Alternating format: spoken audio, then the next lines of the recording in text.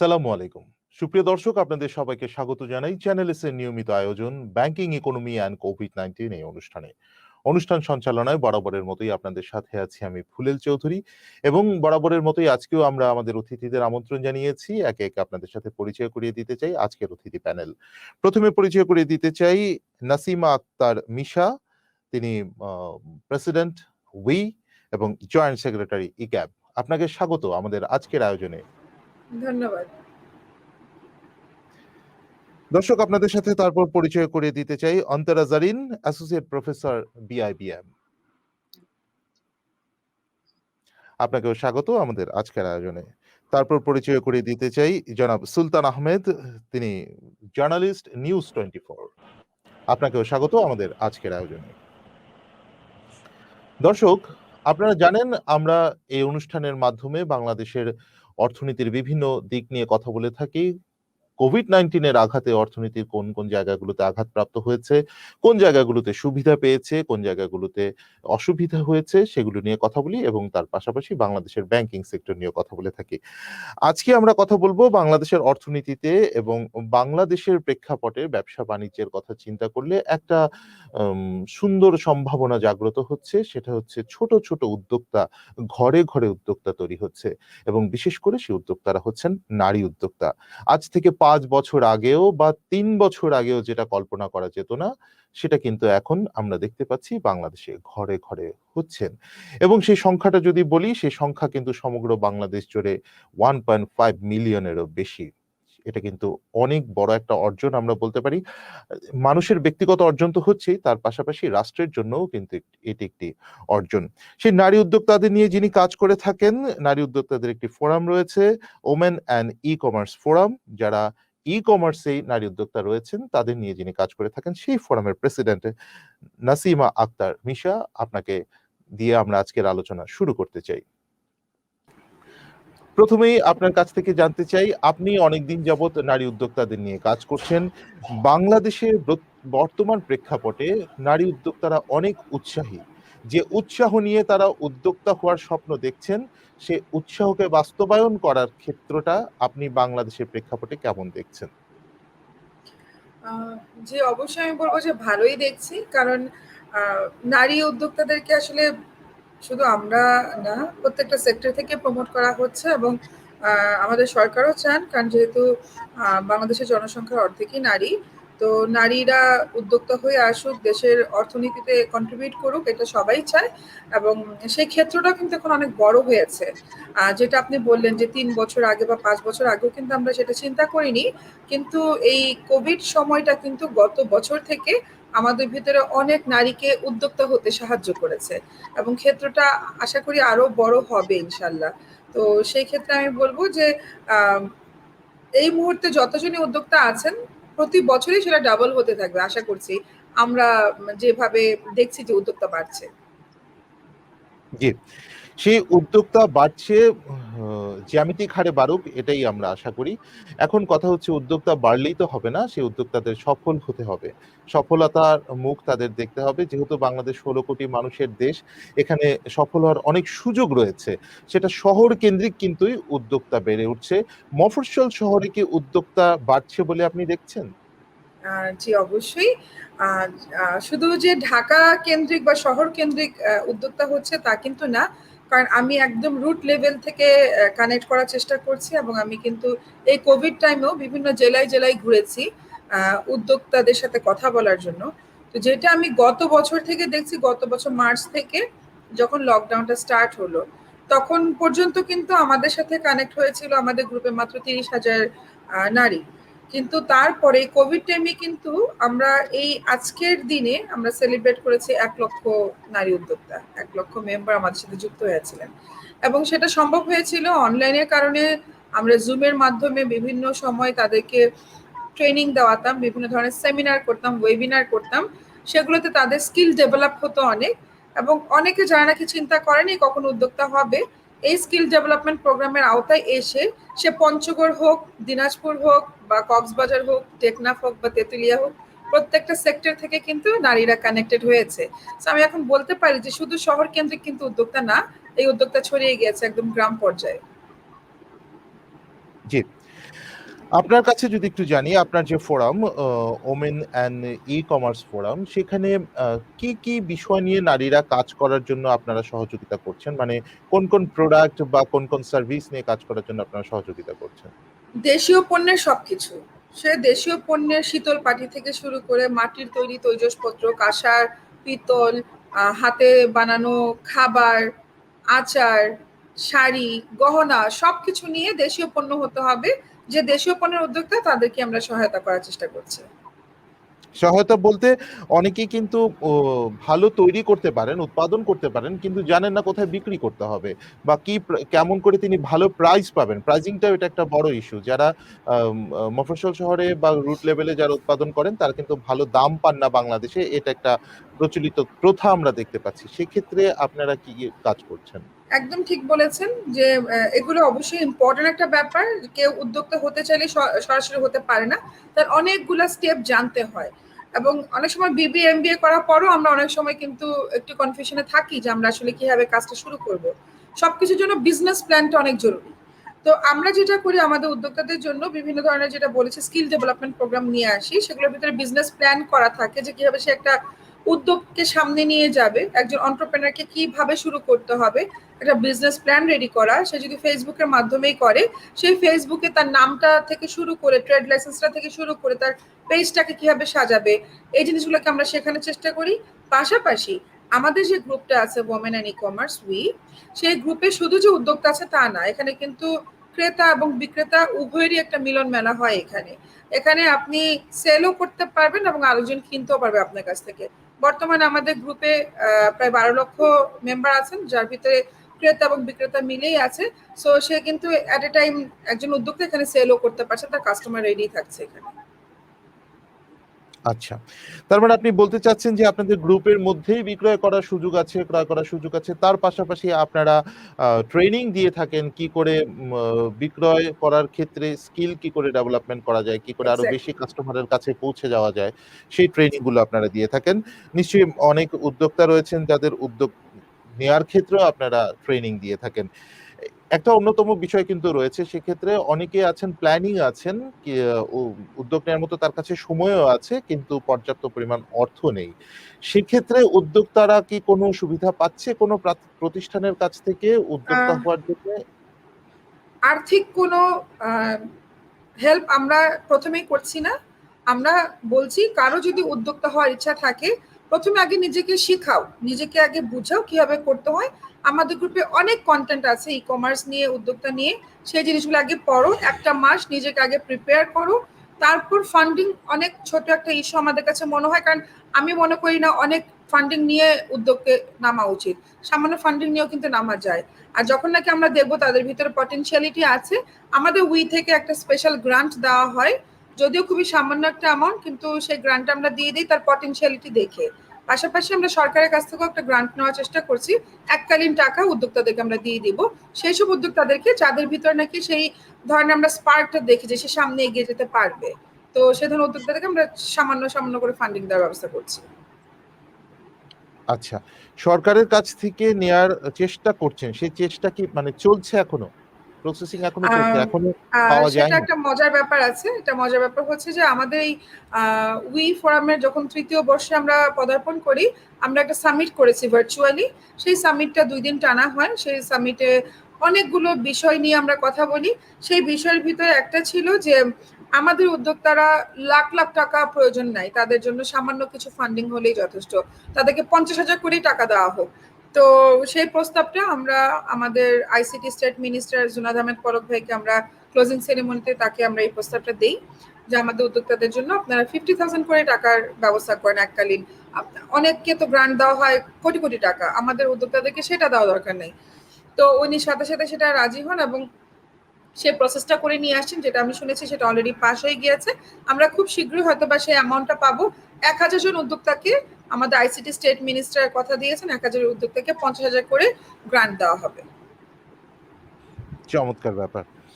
আমরা যেহেতু ফাইন্যান্সের বিষয়টা নিয়ে কথা বলছি, আমাদের সাথে এক্ষেত্রে এই বিষয়গুলো নিয়ে কাজ করেন তেমনই একজন সংযুক্ত আছেন অন্তরা জারিন। আপনার সাথে সংযুক্ত হতে চাই, আপনার সাথে কথা বলতে চাই। আম আমরা কথা বলছিলাম যে উদ্যোক্তাদের ফাইন্যান্সিং এর ব্যাপারে। যেমনটি বলছিলেন যে উই ফোরামের পক্ষ থেকে চেষ্টা করা হয় যারা ভালো করছে তাদেরকে, যাদের সম্ভাবনা ভালো দেখা যায় তাদেরকে কিছু ফান্ডিং দেওয়ার, এবং উই ফোরামের পক্ষ থেকে চেষ্টা করা হচ্ছে গভর্নমেন্টের পক্ষ থেকে অন্তত ১,০০০ জনকে কিছুটা হলেও ছোট ৫০,০০০ টাকা একজন উদ্যোক্তার জন্য শুরু করতে পারেন। শুরু করার জন্য ইনিশিয়াল একটা ছোট অ্যামাউন্ট দেওয়ার জন্য চেষ্টা করা হচ্ছে। উদ্যোক্তারা যদি একটা পর্যায়ে দাঁড়িয়ে যায়, অনেক সময় দেখা যায় যে অনেকেই আছেন ব্যবসাটা শুরু করেন, ব্যবসা বোঝেন এবং বোঝার পরে যখন ব্যবসাটা শুরু করলেন উনার কিছু কাস্টমার তৈরি হলো, একটা মিনিমাম ফিল্ড তৈরি হলো, তারপরে উনি আরেকটু এক্সপান্ড করতে চাচ্ছেন, তখন সেক্ষেত্রে ওনার কাছে আর পর্যাপ্ত ফান্ড নেই। সেই ফান্ডটা ওনার জন্য সংগ্রহ করা কঠিন হয়ে যাচ্ছে। ওনার নিজের নামে কোনো ভালো জায়গায় কোনো ল্যান্ড প্রপার্টি বা এমন কিছু নেই যেটা তিনি বন্ধক দিতে পারেন ব্যাংকের কাছে। আর ব্যাংকের কাছ থেকে লোন নেওয়া কিন্তু একটা বিরাট প্রসিডিউরের ব্যাপার। মানে এক্ষেত্রে ওনারা ফান্ডিং পেতে পারেন কিনা, কিভাবে পেতে পারেন, কি কি অন্তরায় রয়েছে এ বিষয়ে যদি একটু বলেন অন্তরা জারিন। ধন্যবাদ ফুলের ভাই। আসলে উইমেন এন্টারপ্রেনিয়রশিপ নিয়ে যখন কথা হয় তখন ফান্ডিং একটা অনেক বড় ইস্যু, ডেফিনেটলি।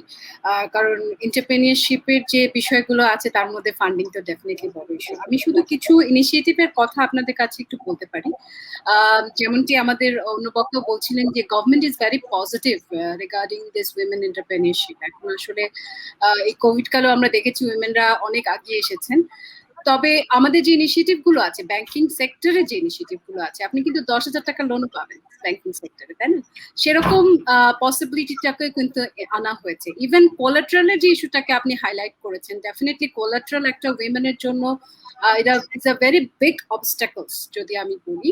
তাহলে সেক্ষেত্রে সেটাকেও মিনিমাইজ করার জন্য কিন্তু আপনি যদি কোনো পার্সোনাল ভালো গ্যারান্টি থাকে, ইন্ট্রোডিউসার যদি ভালো থাকে এবং গ্যারান্টি যদি পার্সোনাল গ্যারান্টি যদি ভালো থাকে, 25 লাখ টাকা পর্যন্ত আপনাকে ফাইন্যান্সিং করবে, এরকম একটা পলিসিতে ইনিশিয়েটিভ আছে। এবং আমাদের সর্বক্ষেত্রে আমরা যেটা রিসার্চে দেখেছি, আসলে একটা গ্যাপ আছে সাপ্লাই সাইড এবং ডিমান্ড সাইডের মধ্যে।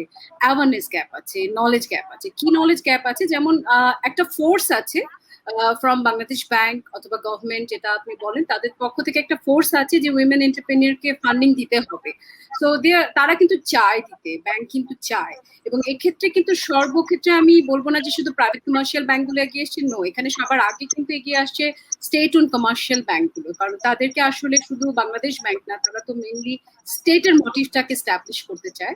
তো সে কারণেই কিন্তু তাদের মাস একটা কানেকশনও আছে, সেই জন্য তারা কিন্তু অনেকভাবে এগিয়ে এসছে।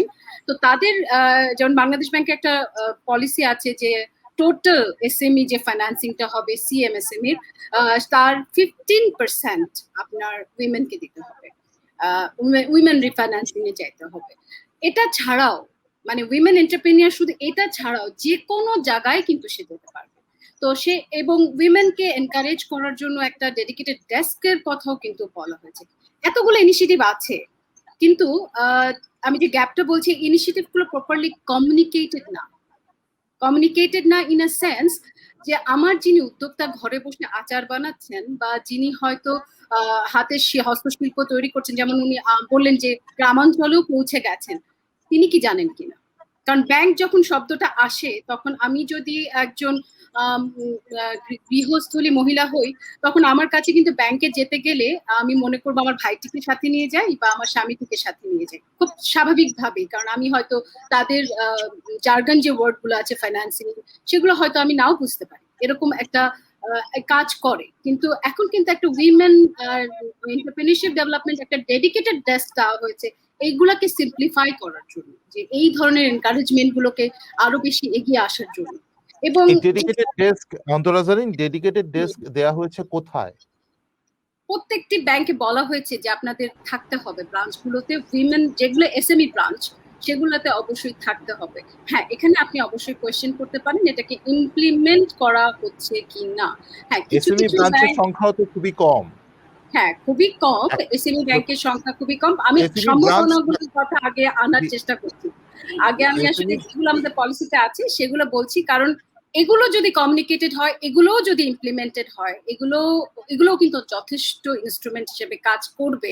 কারণ অনেক কিছু হয়তো আমরা চাই, কিন্তু যেগুলো আছে সেগুলোকেই যদি আগে আমরা ইমপ্লিমেন্ট করতে পারি, আমার মনে হয় সেগুলোকে রাইট নিয়ে রাইট কাজ করাটা আসলে জরুরি। যে আমার আছে কিন্তু আমাদের পলিসিতে এখন অনেক কিছুই আছে, তাহলে সেটা কেন ইমপ্লিমেন্ট হচ্ছে না, সেই জায়গাটা যদি আমরা ধরি সেটা হয়তো আমাদের জন্য বেশি উপকার আসবে বলে আমার মনে হয়। এবং উইমেন এন্টারপ্রেনিউরশিপ ডেভেলপমেন্টের জন্য হেড অফিস গুলোতেও কিন্তু রিসার্চের কথা বলা হচ্ছে, এবং এটা যে কোনো ব্যাংকই করছে না তা কিন্তু নয়, কিছু কিছু প্রাইভেট কমার্শিয়াল ব্যাংক কিন্তু অলরেডি সবগুলো ব্যাংকই কিন্তু করছে অন্তরা জারিন, আমি হ্যাঁ জানি যে সবগুলো ব্যাংকেই কম বেশি করছে।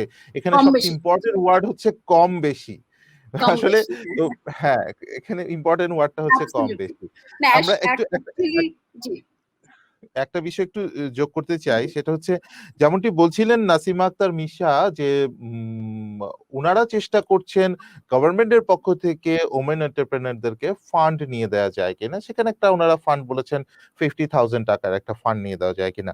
অন্যদিকে আমরা জানি যে গভর্নমেন্টের পক্ষ থেকে বাংলাদেশ ব্যাংকের একটা সার্কুলারই রয়েছে যেখানে বলা হচ্ছে যে নারী উদ্যোক্তাদেরকে 25 লাখ টাকা পর্যন্ত ঋণ দেওয়া যাবে, এবং সেক্ষেত্রে ঋণের সুদের হার হচ্ছে, আমি যদি ভুল না করি অন্তরা জানেন যে মাত্র 5% কি 4 থেকে 5%।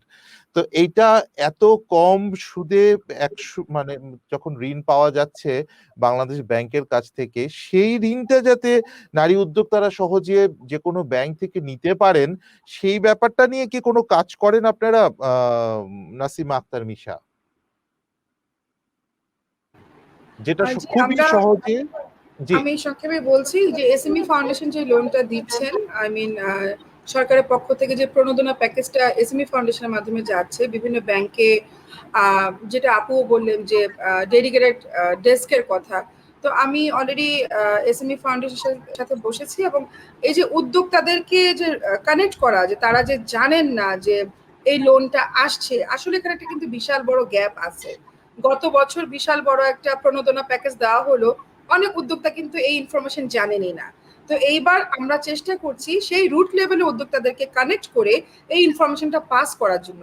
এখন এই ইনফরমেশনটা পাস করতে গিয়ে যেটা আমরা দেখলাম, এই ব্যাপারটা আসলে বাংলাদেশ ব্যাংকে আমি চেষ্টা করব ভয়েস রেজ করার জন্য, যে যেই 4% ইন্টারেস্টে আমাদের উদ্যোক্তাদেরকে এই প্রণোদনা প্যাকেজটা নিয়ে আসছে, সেটা অ্যাকচুয়ালি 2 বছরের জন্য। আমাদের এই উদ্যোক্তাগুলো এতই ক্ষুদ্র যে 2 বছরের ভিতরে তাদেরকে 4% করে এটা দেওয়াটা তাদের জন্য প্রতি মাসে যেই পরিমাণ ইন্টারেস্টটা আসবে সেটা তাদের টানা অনেক কষ্টকর হয়ে যাবে। এটা আইদার 6 মাস পর থেকে ইন্টারেস্টটা স্টার্ট করা উচিত, অথবা এই ইন্টারেস্ট রেটটা 5 বছর পর্যন্ত কন্টিনিউ করা উচিত। তো এই জায়গাটা আমরা কাজ করার চেষ্টা করছি। অনেক উদ্যোক্তাদেরকে আমরা ফর্ম দিয়েছি, তাদেরকে নিজেরা আমরা ওয়ার্কশপ করে বোঝানোর চেষ্টা করেছি কিভাবে অ্যাপ্লাই করতে হবে, কিভাবে তাদের সাথে ব্যাংকে কমিউনিকেশন করতে হবে, সেই গ্যাপটা আমরা ফিল আপ করার চেষ্টা করছি। আমাদের যেহেতু 64 ডিস্ট্রিক্ট আমরা প্রতিনিধি অলরেডি নিয়োগ করে দিয়েছি, তাদের মাধ্যমে আমরা চেষ্টা করছি আমাদের উদ্যোক্তাদেরকে কানেক্ট করার জন্য। অ্যাট দ্য সেম টাইম আমরা চাচ্ছি ব্যাংকেও যেন আমরা এই অফারটি তারা যেন গ্রহণ করে, যে এই প্যাকেজটি 2 বছরের পরিবর্তে যেন 5 বছরে নিয়ে যায়, অথবা 6 মাস, প্রথম 6 মাস কোনো ইন্টারেস্ট যেন তাদের দিতে না হয়, সেই জায়গাটা আমরা কাজ করার চেষ্টা করছি। মানে ওনার লোনের পরিশোধ করার সময়টাই যেন 6 মাস সময়সীমাটা পর থেকে, হ্যাঁ, জি লোন 6 মাস পর থেকে শুরু হয় এবং 5 বছর মানে ওনার, পর্যন্ত যেন বর্ধিত করা হয়। হ্যাঁ, 5 বছর মেয়াদি একটা লোন, এবং সেটা ইনস্টলমেন্ট স্টার্ট হবে আফটার 6 মান্থ। এটা কিন্তু ব্যাংকের পক্ষে করা সম্ভব। এই ধরনের লোন কিন্তু ব্যাংকের কাছে রয়েছেও। ব্যাংক কিন্তু এই ধরনের লোন বিভিন্ন খাতে দিয়েছেও। যেহেতু নারী উদ্যোক্তাদের নিয়ে কাজ করার চেষ্টা করা হচ্ছে, এটা সম্ভব। আমরা জেনে খুশি হলাম যে আপনারা এই বিষয়টা নিয়ে কথা বলছেন, এবং নিশ্চয়ই এটার একটা পজিটিভ রেজাল্ট আসবে। জি, যেমনটি বলছিলাম যে আমরা ফাইন্যান্সিং এর বিষয় নিয়ে কথা হচ্ছে যে নারী উদ্যোক্তাদের।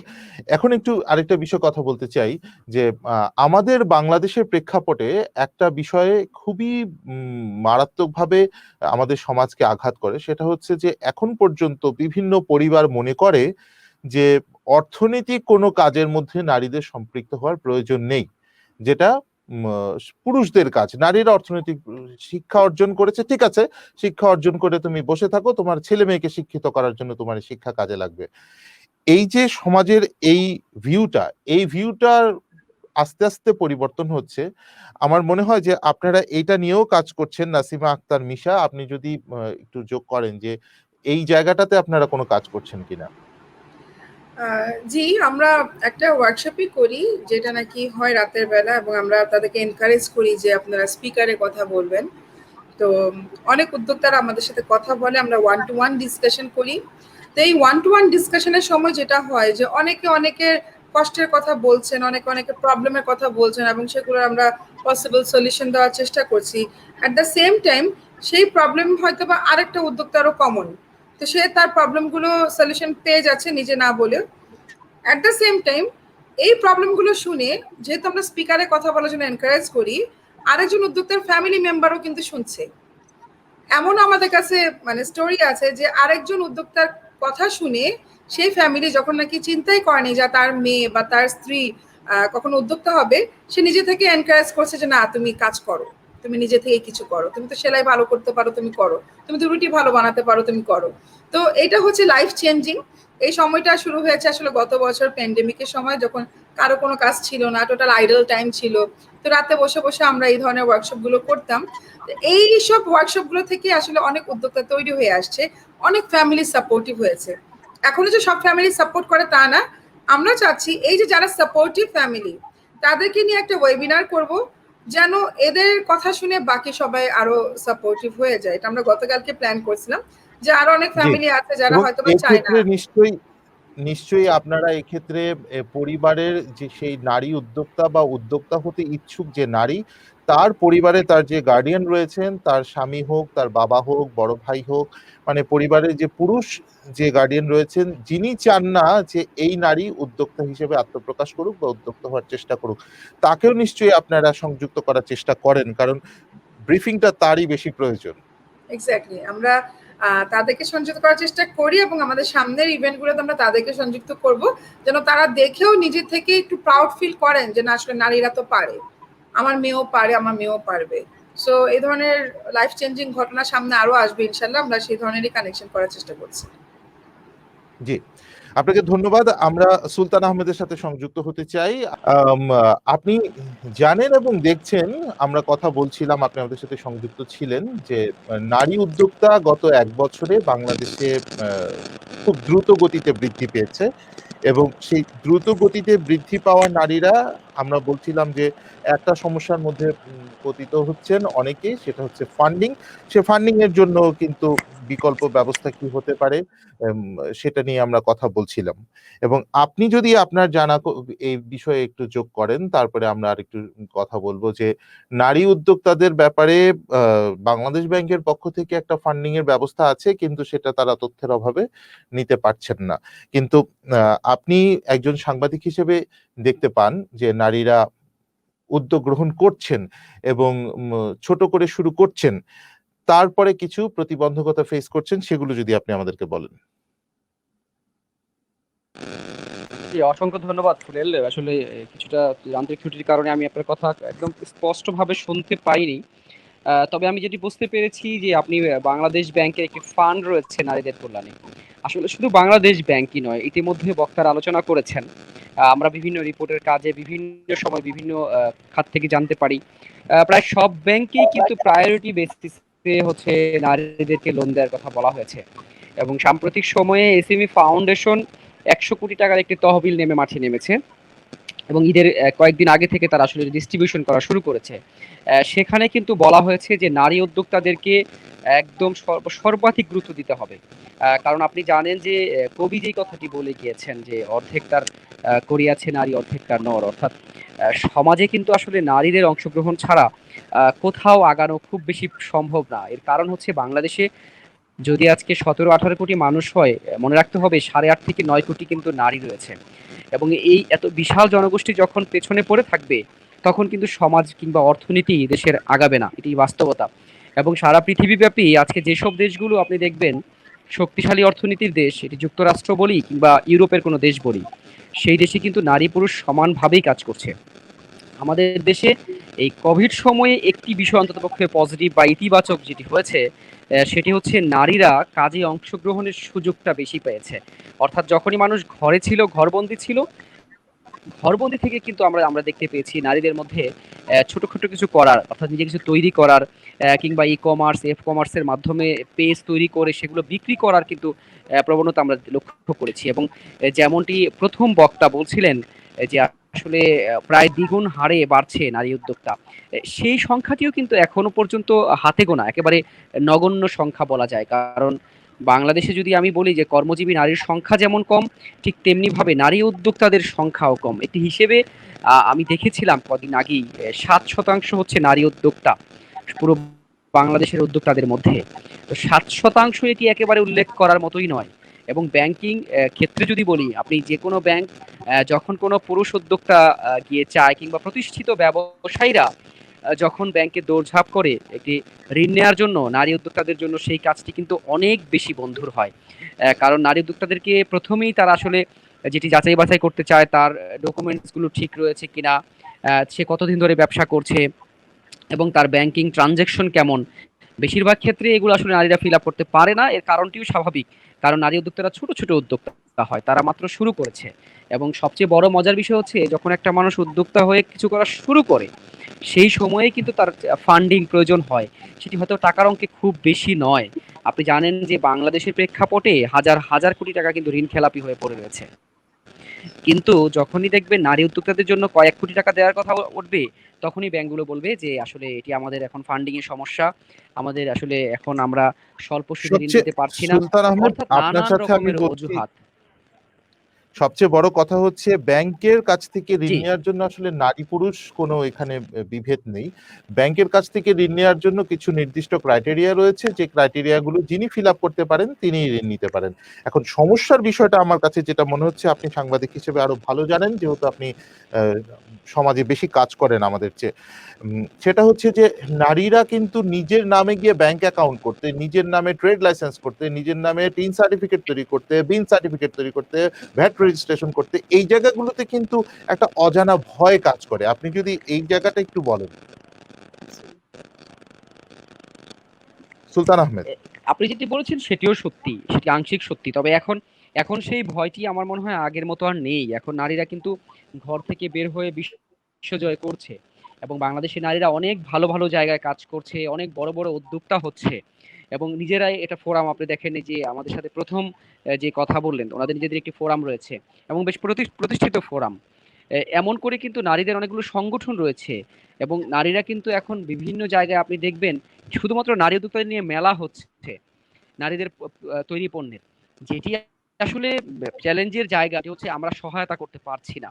অর্থাৎ সরকারিভাবে যদি আমি বলি, যেটি আপনি বললেন যে কাগজপত্র করার ক্ষেত্রে, একজন নারী, আপনি জানেন যে আমাদের সমাজে, পুরুষ শাসিত এই সমাজে এখনো পর্যন্ত আমরা বলি যে আমাদের প্রধানমন্ত্রী, আমাদের স্পিকার নারী, তবে তারপরও কিন্তু সমাজে নারীদের প্রতি যেই মানে অন্য চোখে, ভিন্ন চোখে তাকানোর যে দৃষ্টি, সেটি কিন্তু এখনো যায়নি। অর্থাৎ একজন নারী যখন যাবে একটি ট্রেড লাইসেন্স করতে, স্বাভাবিকভাবেই তাকে কিন্তু সর্বোচ্চ রকমের হয়রানির মুখে পড়তে হয়। যদি তার খুব বড় লেভেলের পরিচিত কেউ না থাকে, তাহলেই কিন্তু আসলে বিপত্তিটা ঘটে।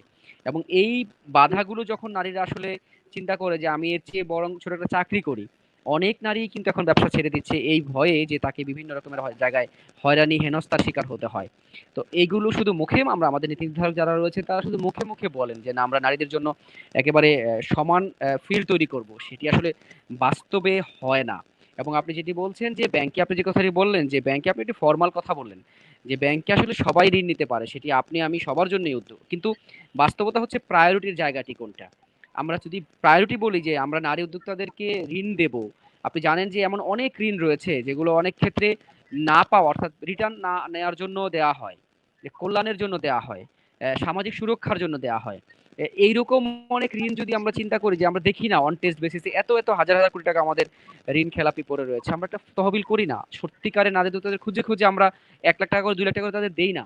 দিলে পরে কি হবে? সর্বোচ্চ সে টাকাটা ফেরত দিতে পারবে না, বাট সে তো টাকাটা কোথাও না কোথাও বিনিয়োগ করবে, সেটি দেশের ইকোনমিতে অবশ্যই যোগ হবে। আমাদের সঙ্গে একজন প্রফেসরও রয়েছেন, তিনি নিশ্চয়ই আমার সাথে একমত হবেন। যদি 1 লাখ টাকা করে আমরা এমন 100 কোটি টাকা বিতরণ করতে পারি 10,000 নারীর মধ্যে, তাহলে কিন্তু তাদের মধ্যে একটি সাহসও চলে আসবে যে না, সরকার আমাদের সাথে রয়েছে, বাংলাদেশ ব্যাংক আমাদেরকে সহায়তার জন্য এগিয়ে এসছে। এবং আমরা দেখেছি বিভিন্ন হিসেবে এসএমই উদ্যোক্তাদের ঋণ নেওয়া, যে ফেরত দেওয়ার যে টেন্ডেন্সি, সেটি সবচেয়ে বেশি। অর্থাৎ এসএমই এবং নারী উদ্যোক্তারা, তারা ঋণ নিয়ে কখনো মেরে দেওয়ার জন্য ঋণ নেয় না, যেটি আসলে আমাদের দেশের অনেক বড় বড় প্রতিষ্ঠিত ব্যবসায়ীরা যেটি করেন। তো সেই ক্ষেত্রে আমি বলবো যে নারীদেরকে অনেক বেশি সহায়তা করা উচিত। এবং আরেকটি জায়গায় ঘাটতি রয়েছে, সেটি হচ্ছে নারীরা যখন কোনো পণ্য তৈরি করে, সেটি বিক্রি করার জন্য কোনো রকমের প্ল্যাটফর্ম এখন অনেকটা তৈরি হচ্ছে এফ কমার্স বা ই কমার্সের কল্যাণে, কিন্তু আমাদের জাতীয়ভাবে একটি প্ল্যাটফর্ম তৈরি করা উচিত, যে প্ল্যাটফর্মের হচ্ছে সব ধরনের এদের ছোট ছোট ছোট ছোট অনলাইন শপ থাকবে, তার প্রোডাক্টগুলো তার যত্নে গড়া হাতের তো পণ্যগুলো আসলে সেখানে শো আপ করা হবে, দাম নির্ধারণ করা হবে, এবং সেই প্ল্যাটফর্ম থেকেই সবাই কিনতে পারবে। হোম ডেলিভারি এখন রয়েছে, সেটি যদি এটি করা যায়, এখন যেমন অনেক নারীদেরকে আমরা দেখতে পাচ্ছি যে তারা প্রতিষ্ঠিত হচ্ছে ঘরে বসেই, অনেক উদাহরণ তৈরি হচ্ছে যে কোনো চাকরি বাকরি কিছুই করতেন না, এখন সে মাসে লক্ষাধিক টাকা ইনকাম করছেন। এই রকম উদাহরণ বাংলাদেশে আর অনেক তৈরি করা সম্ভব। কারণ আপনি জানেন যে বাংলাদেশের মানুষের মানে কোনো কিছু নেয়ার ক্ষমতা সবচেয়ে বেশি, এবং এটি আমাদের লেবার শ্রেণী থেকে শুরু করে উদ্যোক্তা সবার ক্ষেত্রেই। এবং যদি তারা আসলে শুধু একটি লাইন ধরিয়ে দেওয়া যায়, তাদেরকে একটু সাপোর্ট দেওয়া যায়, পেছন থেকে হাত বুলিয়ে দেওয়া যায় মাথার মধ্যে যে না আমরা তোমাদের সাথে রয়েছি, তাহলেই কিন্তু আসলে অনেক অনেক বড় রকমের পরিবর্তন সম্ভব। এখন বিভিন্ন হিসেবে উঠে আসছে 14 থেকে 15 লাখ নারী উদ্যোক্তা রয়েছে, এই সংখ্যাটিকে 4-5 গুণ করা, 1 কোটিতে নিয়ে আসা গেলে আমার মনে হয় যে দেশের ইকোনমির চেহারা সত্যি পাল্টে যাবে। তখন হয়তো বা জিডিপি প্রবৃদ্ধি 5-এর ঘরে না, তখন হয়তো বা 10-এর উপরে চলে যাওয়ার সম্ভাবনা রয়েছে। ফুলেল। জি, সুলতান আহমেদ আপনাকে ধন্যবাদ। উনি অনেকগুলো ইস্যু নিয়ে কথা বলছিল। অন্তরা জারিন, আপনার কাছে একটু আসি। তিনি আমরা যেমনটি বলছিলাম যে তিনি বলছিলেন যে ব্যাংক ইচ্ছে করলে একটা ফান্ড রাখতে পারে আলাদা করে নারী উদ্যোক্তাদের জন্য। ফান্ড কিন্তু আমরা আপনিও ইতিমধ্যে বলেছেন যে ফান্ড কিন্তু রয়েছে, কিন্তু কমিউনিকেশনের অভাবে সেই ফান্ডটা পাওয়া যাচ্ছে না, এবং সেই ফান্ডের একটা সমস্যার কথাও এখানে বলেছেন। ফান্ডের একটা সমস্যার কথাও এখানে বলেছেন নাসিমা আক্তার, যে এটাকে আরেকটু বর্ধিত সময়ের জন্য করা যেতে পারে। আসলে আমরা এখানে যদি একটা স্পেসিফিক আপনার সাথে যদি একটু বলি যে খুবই সহজে একজন নারী উদ্যোক্তা যিনি ব্যবসা শুরু করেছেন, ব্যবসা শুরু করার পরে যিনি শুরু থেকে মাঝামাঝি কিছুটা সফলতা দেখাতে পেরেছেন, এখন তিনি কিছু অর্থ হলে ব্যবসাটাকে আরো চমৎকারভাবে চাঙ্গা করে নিয়ে যেতে পারেন। তাকে অর্থ দিতে তার পরিবারের সামর্থ্য থাকলেও দিচ্ছে না, ভয় পাচ্ছে যে তুমি টাকা নষ্ট করে ফেলবে, তুমি টাকা আর রিটার্ন আনতে পারবে না, তুই যা করছো করছো, এগুলো তুমি খেলাধুলা করছো করো। এটা হয়তো বা অনেক পরিবারে রয়েছে, কিন্তু তার কাছে ট্রেড লাইসেন্স নেই, তার কাছে কোনো মর্গেজ দেওয়ার মতো কোনো সুযোগ নেই, কিন্তু সে এখন যদি 2-4-5 লাখ টাকা বা 1 লাখ টাকাই হোক না কেন যদি পায়, সে একটা চমৎকার কিছু করে দেখাতে পারে। সেইটা কি করে আপনি, আমি যতটুকু জানি যে আপনারা বিআইবিএম এর পক্ষ থেকে এই বিষয় নিয়ে একটু কাজ করার চেষ্টা করছিলেন বা কোনো একটা প্ল্যানিং করছিলেন, এই ব্যাপারে যদি একটু বলেন যে এটা কি করে সহজে করা যায়। আসলে এই জিনিসটাকে হাইলাইট করা খুবই জরুরি অ্যাকচুয়ালি। যখন আমরা একটা ব্যাংকের কাছে যাব বা যখন কোনো ইনস্টিটিউশনের কাছে যাব, আপনাকে নিজেকেও ফর্মাল হতে হবে, because this is a formal institutions. এটা আমার যতই পছন্দ বা অপছন্দ যেটাই থাকুক না কেন, ইট ইজ ফার্স্ট ইস্যু। এবং আমাদের নারী উদ্যোক্তাদের ক্ষেত্রে এই জায়গাটাতে একটা ল্যাকিং ডেফিনেটলি আছে। হ্যাঁ, আমি অবশ্যই আমাদের সুলতান ভাইয়ের সাথে একমত যে নারী উদ্যোক্তাকে পেপারস ওয়ার্ক করতে গেলে অনেক ধরনের লিমিটেশন সামনে নিয়ে আসতে হচ্ছে। সেটা ডেফিনেটলি উনার কথাকে আমি স্বাগত জানাই যে উনি অ্যাটলিস্ট এই জিনিসগুলোকে হাইলাইট করেছেন। তবে উদ্যোক্তাকেই কিন্তু এগিয়ে সবার আগে আসতে হবে, এটাই প্রথম কথা। হ্যাঁ, আমি যেটা করবো সেটাকে আমাকেই আগে নিয়ে আসতে হবে, এবং ফর্মাল ওয়েতে মিনস আমি যখন একটা ফর্মাল ইনস্টিটিউশনস থেকে লোন নিতে চাবো, আমাকে মিনিমাম কিছু ফর্মালিটিস মেনটেন করতে হবে। এটাকে কিন্তু বাংলাদেশ ব্যাংক অনেক সিম্পলিফাই করেছে। আগে অনেক বড় ফর্ম ছিল, কেওয়াইসি যে ইস্যুটা ছিল অনেক অনেক বড় ইস্যু ছিল, কোলাট্রালের যে ইস্যুটা ছিল সেটাকেও মিনিমাইজ করার চেষ্টা করেছে। এখানে কিন্তু বাংলাদেশ ব্যাংক ট্রাই করছে। হ্যাঁ, ব্যাংকগুলোর যে ইস্যুটা আপনি তুলে ধরেছেন, হয়তো তাদের উইলিংনেস এর একটা ব্যাপার এখানে আপনি ধরেছেন যে ল্যাক অফ উইলিংনেস থাকতে পারে, সেখানেও কিন্তু একটা টার্গেটের ইস্যু কিন্তু আছে। হ্যাঁ, তো সেই জায়গা থেকে আসলে নারী উদ্যোক্তা হতে গেলে আপনাকে আপনার ট্রানজাকশন গুলো যে হচ্ছে এটার একটা কিন্তু রেকর্ড আপনাকে রাখতে হবে, যে আমার ট্রানজাকশন হচ্ছে, আমার মাসে টার্নওভার এত হচ্ছে, আমার ব্রেক ইভেন এত এভাবে হয়েছে। এই ফাইন্যান্সিং যে ইস্যুগুলো আছে এগুলো তো আপনাকে একটা মেনটেন করতে হবে, সেটা কিন্তু একটা নর্মাল মুদিখানার দোকানও মেনটেন করে। এই জায়গাটা কিন্তু ল্যাকিং আছে, আমি বলবো অবশ্যই ল্যাকিং আছে। একটা এই জায়গাটা যদি আমরা একটু ল্যাকিং, কতটুকু এই জায়গাটা ল্যাকিং আছে বা এই জায়গাটা নিয়ে কাজ করছেন কিনা, নাসিম আক্তার নিশা আপনি যদি একটু বলেন। অন্তরা জারিন যে ইস্যুটা তুললেন যে নারী উদ্যোক্তারা নিজেরা করছেন, নিজে তৈরিকৃত প্রোডাক্ট নিজেরা বিক্রি করছেন, কিন্তু কত টাকা তার উৎপাদন খরচ হচ্ছে, কত টাকা বিক্রি করছেন, কত টাকা লাভ হচ্ছে, এটার কোনো রিটেন ফরম্যাট ওনারা রাখছেন কিনা? অবশ্যই আমি বলবো যে এই জায়গাটা এখনো আমাদের উদ্যোক্তারা অতটা স্মার্ট হয়নি। আমরা চেষ্টা করছি তাদেরকে বোঝানোর জন্য, বাট এখনো কিন্তু তারা ম্যানুয়ালি কাজ করছে। এখনো তারা জানে যে তাদের কত লাভ হচ্ছে, কত টাকা তাদের অ্যাকচুয়ালি মানে ইনভেস্টমেন্ট উঠে আসতে, ব্রেক ইভেন পয়েন্টে যেতে তাদের কত সময় লাগবে। এই জায়গাটা কিন্তু আমাদের উদ্যোক্তারা এখনো অতটা স্মার্ট হয়নি, বাট আমরা আশাবাদী যে খুব শীঘ্রই তারা এই জিনিসগুলো শিখে যাবে। কারণ এবং বেশিরভাগ ওনারা উদ্যোক্তা কি ব্যাংকিং চ্যানেল ব্যবহার করেন কিনা, মানে ব্যাংকের কোন একটা ম্যাক্সিমাম সিডি অ্যাকাউন্ট? ম্যাক্সিমাম উদ্যোক্তা ব্যাংকিং চ্যানেল ব্যবহার করেন না। তারা অনলাইনে বলতে গেলে বিকাশে ট্রানজাকশন করেন আর ক্যাশ অন ডেলিভারি ট্রানজাকশন করেন। তো তাদেরকে তো ব্যাংক জি কখনোই মানে লোন দিবেন না। তো ব্যাংকের কাছে আমি জি, এই জায়গাটা অলওয়েজ নিয়ে জি জি আমি যদি শেষ একটু একটু বলি করুন। আর অ্যাড কি, যে করি অলওয়েজ আমি সোহেল ভাই, দুইটা জিনিস বলার চেষ্টা করি। যে একটা আমি হচ্ছে যে একটুখানি যদি একটু উদ্যোক্তারা অ্যাড করি ওনার কাছে। আপনি বলছেন যে ক্যাশ ক্যাশ অন ডেলিভারি হয় বেসিক্যালি এবং বিকাশে পেমেন্ট করে। That is an issue for the bank. এটা হতেই পারে, কারণ যখন একটা মুদিখানাকে পেমেন্ট লোন দিচ্ছে তখন কিন্তু মুদিখানার দোকানদারও ক্যাশ অন ডেলিভারি করছে আসলে, তাই না? তার দোকানে কিন্তু ক্যাশ এক্স্যাক্টলি এই জায়গাটা আমরা কিন্তু ওটা কিন্তু উদ্যোক্তাদেরকে একটা শেখানোর ব্যাংকের চেষ্টা করছি। অ্যাকাউন্টে রাখছে, ওটা কিন্তু একটা ব্যাংকের অ্যাকাউন্টে রাখছে।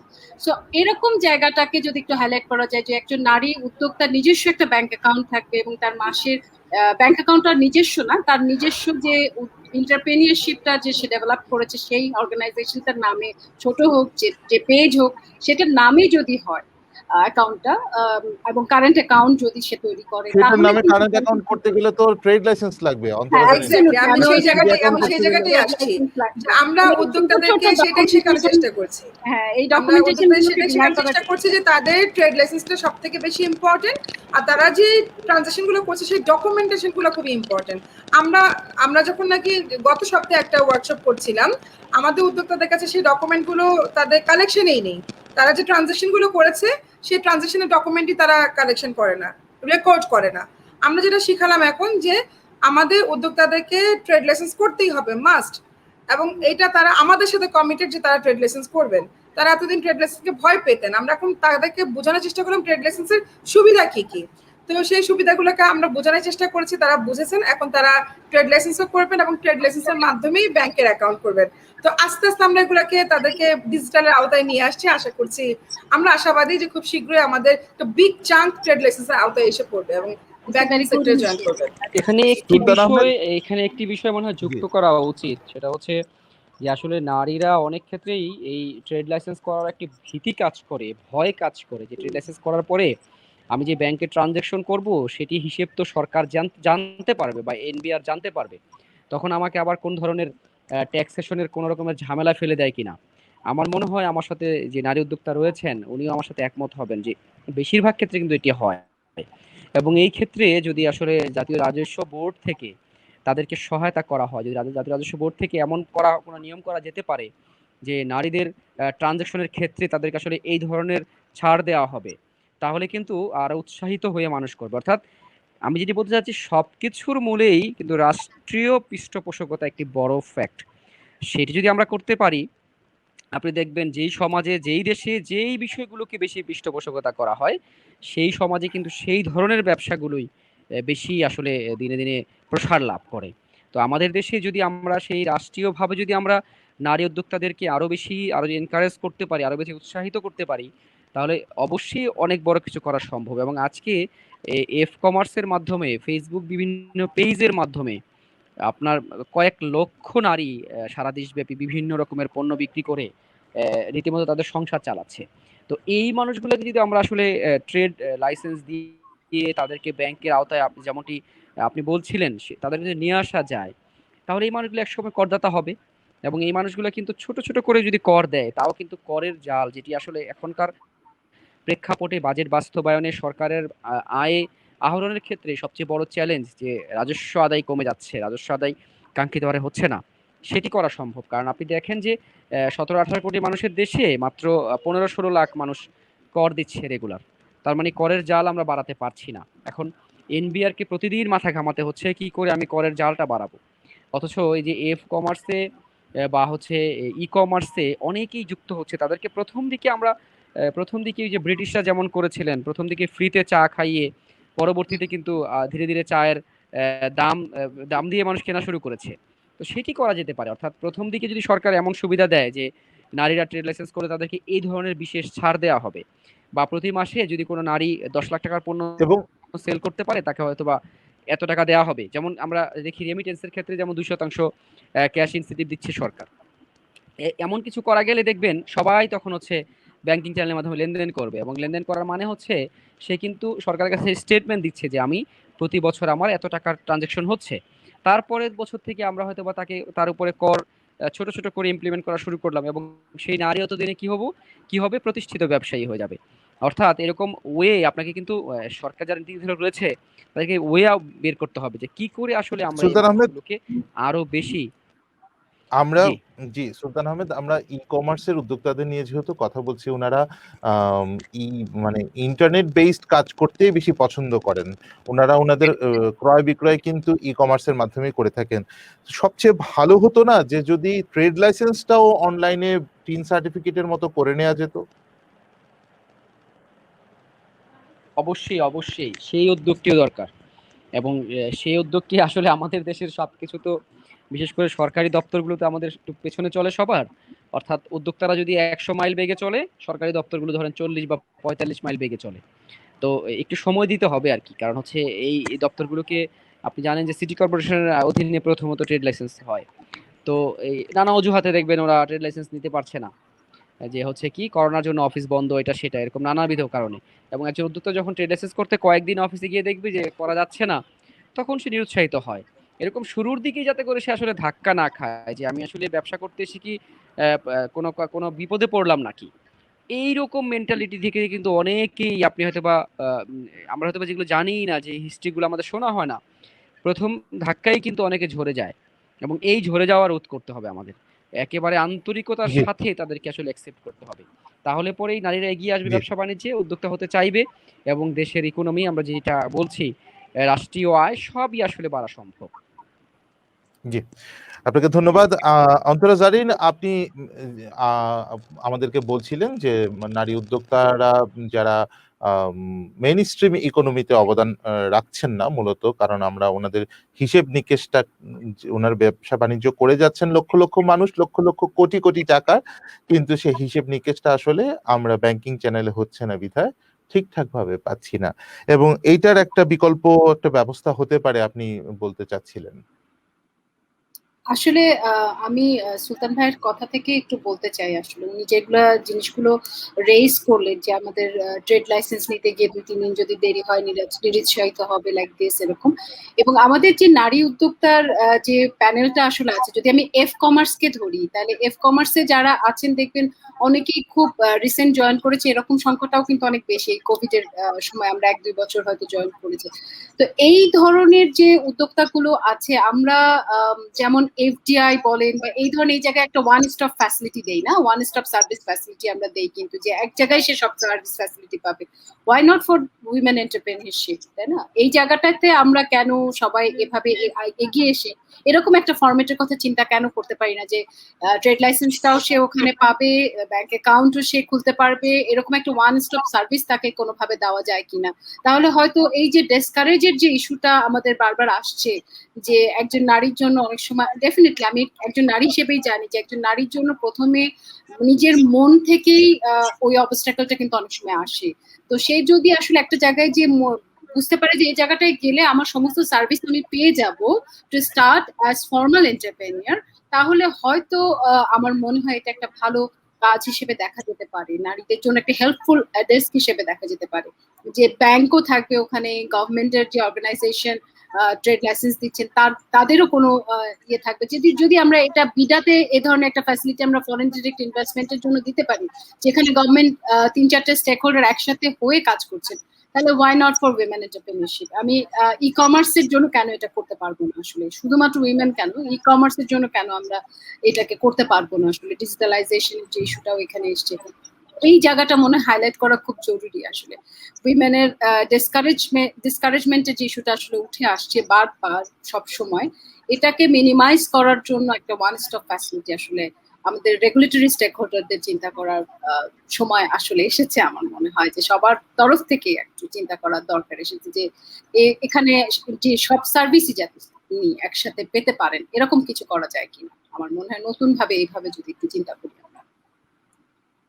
জি, আপনাকে অনেক ধন্যবাদ। আসলে ঠিকই বলেছেন। জি, ধরে যায় আপনি ঠিকই বলেছেন। একটু যদি আমি যোগ করতে চাই এর সাথে সেটি হচ্ছে অ্যা এমনকি সরকারি দপ্তরগুলোর সেবা অনেকটা পরিবর্তন হচ্ছে। যদি আমি একটু আগে বলছিলাম যে তাদের গতি কিছুটা কম। আমরা বিডাতে দেখেছি যে একটি উদ্যোক্তা সম্মেলন তারা উদ্যোক্তাদের প্রশিক্ষণ দিচ্ছেন গত কয়েক বছর ধরে এবং আলাদা করে একটি তহবিল করে আলাদা করে একটি প্রজেক্ট করে তারা আসলে উদ্যোক্তা তৈরি করছেন এবং সেখানে প্রায় ১০-১২ হাজারের মতো উদ্যোক্তা যতটুকু আমার মনে পড়ছে সারা দেশে তারা তৈরি করেছেন। এর মধ্যে একটা বড় সংখ্যা নারী রয়েছে এবং তারা একটি বড় সম্মেলন করতে যাচ্ছেন। এই করোনা একটু পরিস্থিতি ভালো হলে সেখানে আসলে বাংলাদেশের যারা উদ্যোক্তা তাদের মাধ্যমে তৈরি হয়েছে তাদেরকে তারা পুরস্কৃত করবে। তো এইরকম উদ্যোগগুলোকে যেমনটি আসলে আপনি বলছিলেন যে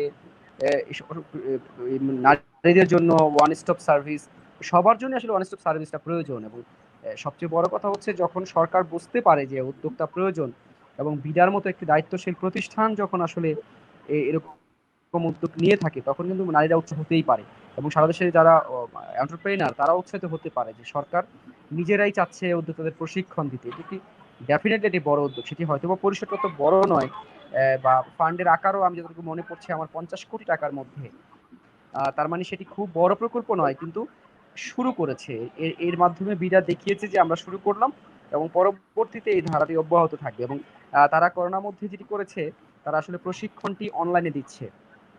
অর্থাৎ ঢাকা থেকে একজন প্রশিক্ষক সে দেশের বিভিন্ন জেলাতে সংযুক্ত হয়ে জুমের মাধ্যমে তারা আসলে প্রশিক্ষণ দিয়ে যাচ্ছে এবং সেই প্রশিক্ষণ পেয়ে উদ্যোক্তারা হয়তো বা একেবারে অনেক কিছু করে ফেলছে তা নয়, তবে যেটি মূল প্রয়োজন যেটি হচ্ছে উৎসাহের জায়গাটি যেটি প্রথমে শুরু জি, করার কিছুদিন কিন্তু মনে হবে যে আমি কি ভুল করলাম না ঠিক করলাম ভুল করলাম ঠিক করলাম, সেই সময়ে তার একটি আসলে পিছন থেকে একটি ধাক্কা দেওয়ার মতো হবে যে না তুমি এগিয়ে যাও, আমরা তোমার সাথে রয়েছি, সরকার তোমার সাথে রয়েছে এবং বিডা যখন তাকে রেফার করবে তখন ব্যাংক লোন পাওয়ার ক্ষেত্রে সব জায়গাতে তিনি আসলে প্রায়োরিটি পাবেন এবং অন্যান্য ট্রেড জি। লাইসেন্স গুলো করার ক্ষেত্রে ওয়ান স্টপ সার্ভিস যেটি আসলে বললেন সেটি পাওয়ার ক্ষেত্রে তাদের অনেক সুবিধা হবে। তার মানে সরকারি জি, দপ্তরগুলো থেকে এরকম সেবা যদি কন্টিনিউ করা হয় ডেফিনেটলি এটি আশাব্যঞ্জক। আপনাকে অনেক ধন্যবাদ সুলতান আহমেদ অন্তরাজারিন, আপনাকেও ধন্যবাদ এবং আমাদের সাথে আরো ছিলেন নাসিমা আক্তার মিশা, আপনাকেও ধন্যবাদ। সুপ্রিয় দর্শক, আমরা অনুষ্ঠানের একেবারে শেষের দিকে চলে এসেছি। আমরা আজকে আলোচনা করার চেষ্টা করেছি যে ই কমার্সে নারীদের অবদান এবং নারীরা কি যে র্যাপিডলি ই কমার্সে এগিয়ে যাচ্ছে এবং আরো একটা শব্দ আপনারা শুনতে পেলেন যে এফ কমার্স মানে শুধুমাত্র ইলেকট্রনিক কমার্সই নয়, ফেসবুক ভিত্তিক যে কমার্স রয়েছে সেক্ষেত্রেও কিন্তু আমরা দেখছি যে বাংলাদেশের নারীরা খুবই দ্রুত গতিতে এগিয়ে যাচ্ছে।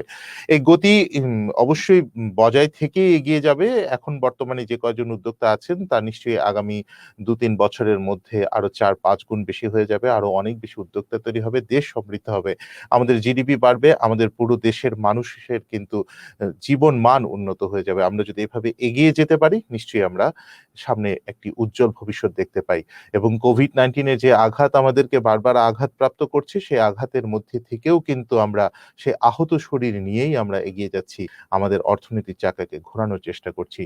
আপনারা সবাই মিলে যদি কাজ করেন নিশ্চয়ই দেশ এগিয়ে যাবে। সবাই ভালো থাকবেন, সুস্থ থাকবেন, অবশ্যই স্বাস্থ্যবিধি মেনে চলবেন। আজকের মতো অনুষ্ঠান এখানেই শেষ করছি।